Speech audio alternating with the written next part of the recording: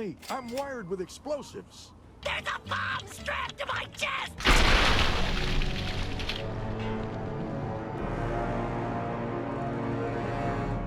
Fallout 3, a post-nuclear role-playing game. Let me take you back to a long-forgotten time known as 2008, when everything was green. When Fallout 3 dropped, it was kind of a big deal. When you look at it now, it's hard to picture, I know. Lion! But there has to be something here. Holy shit. Some reason why I get all these intrusive thoughts. I will learn your secrets.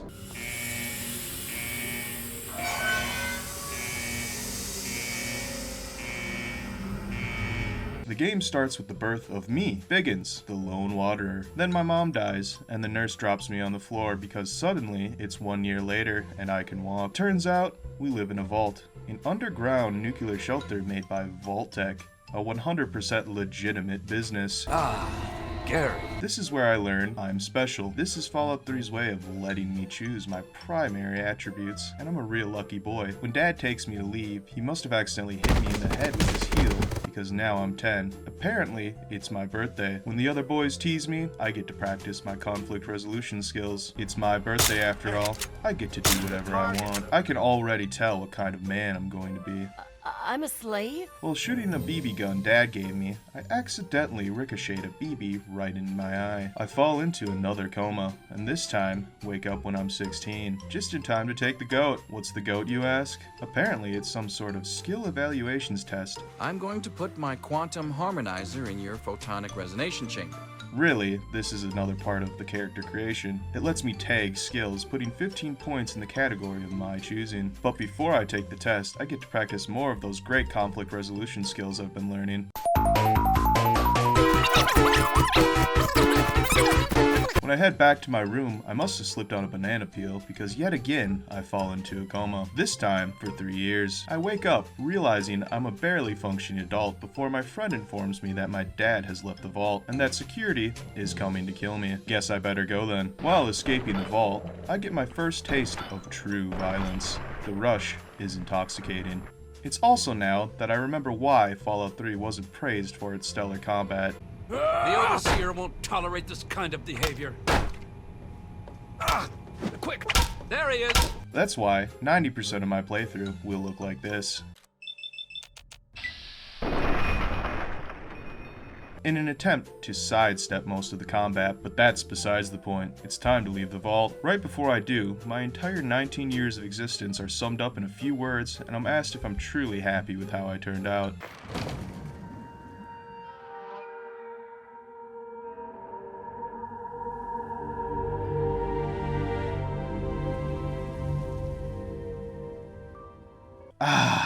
You're at last. This is the main thing that Fallout 3 is remembered for. The sense of freedom it offered at the time was thrilling. You can literally go anywhere at any time. That's why I completely forgot about my dad and began my quest to become the most ruthless merc the Wasteland has ever seen. But first, I need to buff my arsenal, make some caps, and gather experience.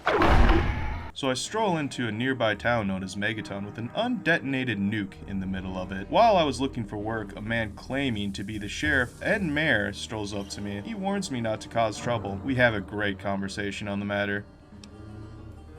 God, I hope you ain't one of those psychotic quiet types. In my search for gainful employment, I found a local named Moria, who is looking for help with her book about wasteland survival. She offers me supplies in exchange for help with her research. She asked me to make a grocery run, so I head to a nearby Walmart-like store called the Super-Duper Mart. Once there, I can see that an indigenous group of shoppers has developed quite the thriving community. Once I'm back from the grocery run, Moria asked me to visit a nice little town named Minefield.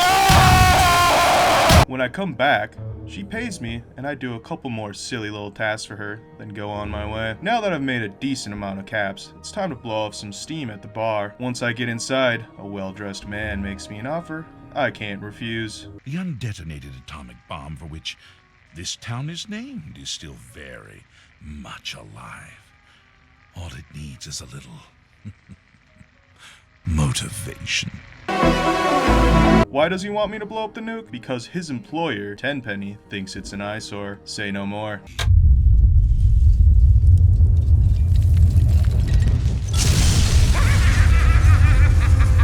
When I go back to admire my work, I find that Moria has survived and is looking better than ever. After all my hard work, Tenpenny gives me a penthouse suite. Ah, finally. Place to relax. Tenpenny Tower is by far the nicest place to live in the Wasteland, for now. There's been an ongoing misunderstanding between the residents of Tenpenny Tower and a pack of local ghouls. I've already told you Tenpenny won't allow zombies to live here. Who the hell are you calling a zombie? It turns out the ghouls are sick of living in a bombed-out subway station and want a taste of the sweet life. I am a man of the people after all, so I work out a solution that benefits all parties. After I install a new regime, it's time to hit the road again. Wandering the wastes, I hear tales of a strange place called the Oasis, so I decide to go take a look. When I get there, I find out that there's a lush green forest waiting for me. A rather rare thing to see in the Wasteland. A group of people have formed a cult there and want me to speak to their god. But first I have to drink their funny juice. I like your funny words, Magic Man. The juice knocks me on my ass, and when I wake up, I'm talking to a tree. This is Harold. He is no god. He asked me to mercy kill him by finding his heart deep underground. Since I have better things to do, I find an alternative solution. The rest of the guys didn't think it was very cool. After being rejected by the Oasis, I decided I needed to learn more about this nation's history, and headed straight for the capital. I learned so much about the Declaration of Independence, the War of 1812, and even met some historical figures. I also got to make some new friends that live underground. It's a city full of ghouls, and look, even Moria is here. I went to a local bar in the Ghoul City and met another great conversationalist like myself. Talk to Azrakal. Talk to Azrakal. He's employed by the owner of the bar, so I ask how much for his contract. He tells me that if I get rid of a little local competition, he's all mine. Done and done. When I tell the bodyguard he's hired, he tells me to wait. All right, let's go. While on the trail with my new friend, I stumble into a little place called Paradise Falls. The guard initially doesn't let me in, but I remind him who I am. There's no need to flex. I was just playing with you. We know who you are. You can come in. He then offers me a tempting contract. I give them slaves, they give me caps. I have a serious drug problem, and all this jet and psycho isn't going to pay for itself. Plus, it's easy. They put it on themselves. Whoa. Is it me? Or is the world spinning? Okay, hey, this thing feels weird. Can I take it off now? I was out looking for potential slaves when I run into my dad. Well, not really. He's inside Vault 112, locked into some kind of advanced simulation. So I jump in, hoping to find a way to get him out.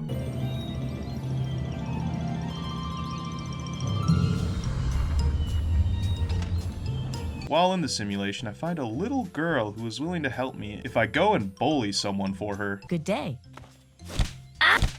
She then reveals herself not to be a little girl. You sure showed him, didn't you?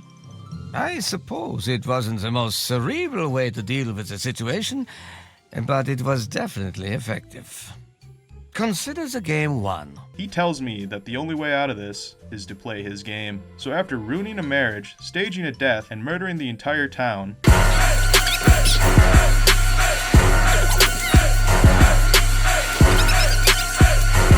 he lets me and my dad go. After getting out of the simulation, my dad runs over to me. Son, you've saved me.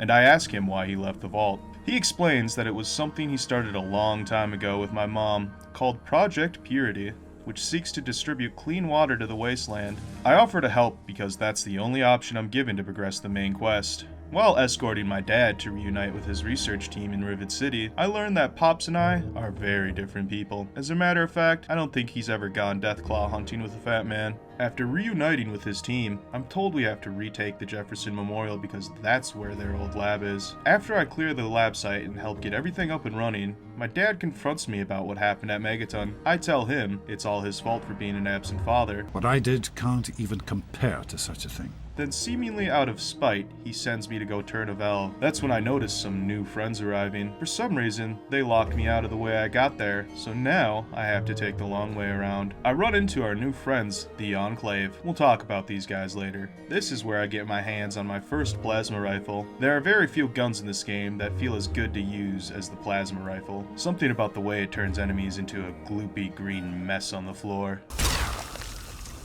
I get back to saving my dad again, except this time, I don't. Or I wouldn't have if the game gave me any choice. With my father passing, now Dr. Lee has my leash. She tells me that there's an emergency exit under the memorial that leads straight to the Brotherhood of Steel's citadel, so I lead her and the rest of the scientists that are alive through the emergency exit tunnel. We run into a couple of bumps on the way, but I have a secret power that the Enclave doesn't: spawn camping. And when we have to stop because somebody's having heart issues, I get to use all my experience in the Wasteland to smooth over the problem. We get to the surface, and Dr. Lee very persuasively tells the Brotherhood of Steel to let us in. Lions! I know you're in there! I know you can hear me! You open this goddamn door right now! Wow. This is the Brotherhood of Steel. They're one of the most prominent factions in Fallout. You can tell this by how they subtly put them on every piece of advertising. The armor is kick-ass, but the ideology is lame. They're a bunch of pre-war tech-hoarding weirdos who believe nobody is allowed to use it but them. Though, in Fallout 3, they are surprisingly benevolent compared to other games. When we get inside, we talk to their leader, Elder Lion. He agrees to harbor the scientists. We learn that there is a G.E.C.K in Vault 87. The Garden of Eden creation kit was created to help the vaults with survival outside. We need one for Project Purity. The only problem is, the entrance to Vault 87 is covered in a lethal dose of radiation, so I have to find another way in. Luckily, I find a place called Little Lamplight that has a way into the vault. The problem with that is that it's blocked by a Lord of the Flies-esque society that only allows kids. Don't take another step or we'll blow your fucking head off. Once you get too old, they kick you out. It's time to go. You know the rules. The rules are stupid. You're a Mungo now. You gotta leave. They also really like to throw slurs at me. Mungo, Mungo, Mungo, Mungos, Mungo, Mungos. I talk to the kid at the gate, but he tells me to get lost. And since I'm not a child at heart yet, I have to go back to my old place of business, Paradise Falls, to bust their friends out of slavery. But I don't want to burn any bridges, and I'm also the richest man in the Wasteland, so I just buy them outright. That scores me enough rep with the kids to be let in. Before I go to Vault 87, I make sure to balance things out by luring the youngest member out to be enslaved. That's for calling me a Mungo. I'm going on an adventure. I make my way to Vault 87 through a place the kids call Murder Pass. The name fits. When I get to Vault 87, the place is filled with super mutants. It becomes clear that this is where they are coming from. Super mutants are regular humans turned into super mutants with a chemical called FEV, or Forced Evolution Virus. While making my way through the vault, I run into a friendly super mutant named Fox. He tells me the G.E.C.K is here, but it's held in a room filled with radiation. He offers to get it for me if I let him out of his cage. So, I let him out, and we go our separate ways. On my way out, the Enclave somehow stuns me.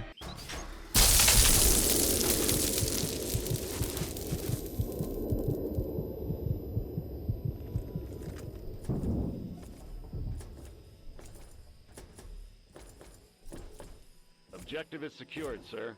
And when I wake up, I'm in some kind of highly advanced bunker with Colonel Face. Now that the Enclave have both the Purifier and the G.E.C.K, all they need is the code to activate the Purifier. And since I don't know, I don't tell him. You lie! The only way I found out was by quick saving and picking this dialogue option, which the Colonel then confirms with somebody through the radio. This isn't a route you can take with the story, unfortunately. He shoots you as soon as he's done talking, so I reload and tell him I don't know. Before he can continue interrogating me, he's told by the President to leave. The President then talks to me directly. Why am I calling a blue-eyed camera the President? Because it's revealed that the figurehead of the Enclave in Fallout 3 is a sentient AI that is trying to restore the United States government. Ah, face to face at last.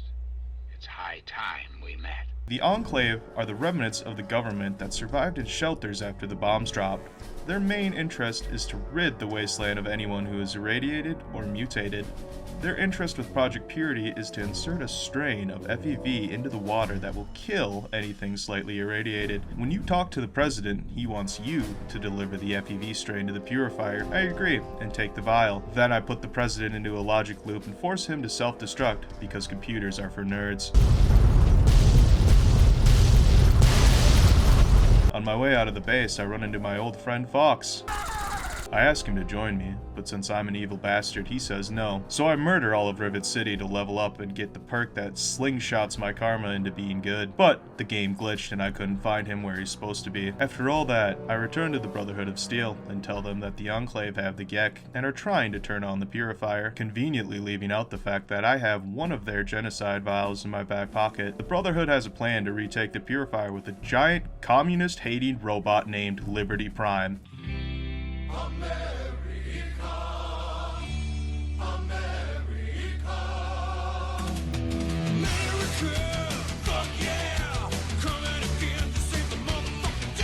After we take back the purifier and kill Colonel Cockface, we're told that the purifier control room is unstable and filled with a lethal amount of radiation. Someone needs to go in and activate it now, or the whole place is going to come down. Obviously, I'm not going in there. So I make Elder Lion's daughter sacrifice herself, but not before I slip in a little bit of that FEV the Enclave gave me. This game is wild, but I never want to play it again. For all of its charm and excellent exploration, playing it feels as good as kicking a wall with a toothpick. Not to mention the role-playing in this game isn't that good. A lot of the time, the evil actions you take are dumb and counterintuitive. Like, why couldn't I have the option to work alongside the Enclave? Even if I'm 100% compliant with them and agree to do what they ask, it always results in the Enclave still being hostile and me charging the purifier with Liberty Prime. The only real choice is deciding whether or not to use the FEV vial. It's frustrating because if you look elsewhere, the game does offer fun role-playing opportunities, like deciding to blow up Megaton or helping the ghouls raid Tenpenny Tower. This, to me, proves that Bethesda has talented quest designers and writers, but for reasons we'll never know, they left a lot of the main quest behind. Thankfully, this gets worse in Fallout 4.